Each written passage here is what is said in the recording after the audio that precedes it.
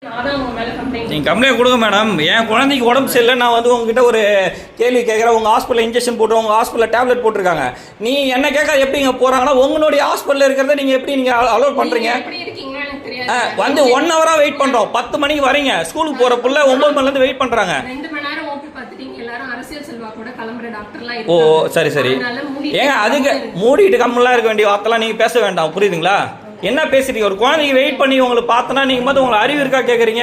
உங்களுக்கு எங்க வேணா போய் சொல்லுங்க, யாரு என்ன கம்ப்ளைண்ட் பண்ணீங்கன்னு சொல்றீங்க. இதுதான் நீங்க பேசுறதா? உங்கள்ட்ட பேசணும் அவசியம் இல்லங்க. வொர்க் இன்டரப்ஷன்க்கே வந்து பேஷண்ட் மேல கேஸ் போடலாம், ஐபிசி என் மேல போடுங்கன்றேன். ஏங்க ஃபர்ஸ்ட் கேஸே உங்க டோக்கனே நான் தான் நிக்கிறேன். என்கிட்ட என்ன பேசிட்டு இருக்கீங்க? வல்கர வார்த்தை விடுறீங்க, ராங்க வார்த்தை விடுறீங்க. என் சீட்ல நீங்க வேணா உட்காந்து பாருங்கன்றீங்க. இதுதான் ஒரு ஹாஸ்பிட்டல் சொல்றதா? நான் ஏங்க அதுக்கு தானே நீங்க இருக்கீங்க? இல்ல அதுக்கு தானே இருக்கீங்க. வாயா போயன்றீங்க, நீமா கண்ணமனா பேசுறீங்க. நீங்க இந்த மாதிரி சீன் கிரியேட் பண்றது எங்க வேணா வீடியோ போட்டுக்கோங்க. ஆனா உங்களுக்கு கடவுள் என்ன செய்யணுமோ செய்யுங்க. கடவுள்ல கொஞ்ச முன்னாடி தான் கம்ப்ளைண்ட் கொடுக்க போறேன் நீங்க ஸ்டேஷன்ல. ஃபர்ஸ்ட் ஒரு பொதுவான சோஷியல் சர்வீஸ் பண்ணும்போது அதனுடைய மதிப்பை கொடுங்க.